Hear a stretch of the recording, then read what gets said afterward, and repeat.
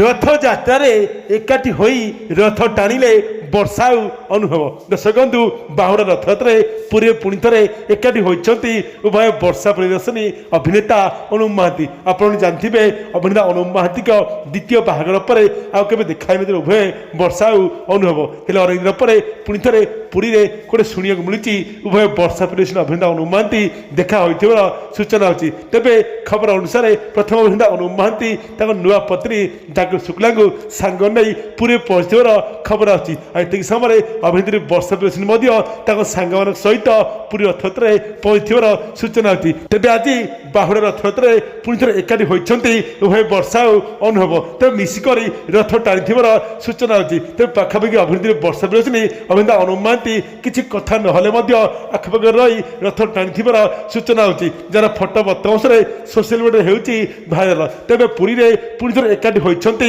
ଉଭୟ ବର୍ଷା ଆଉ ଅନୁଭବ, ଆଉ ମିଶିକରି ରଥ ଟାଣିଥିବାର ସୂଚନା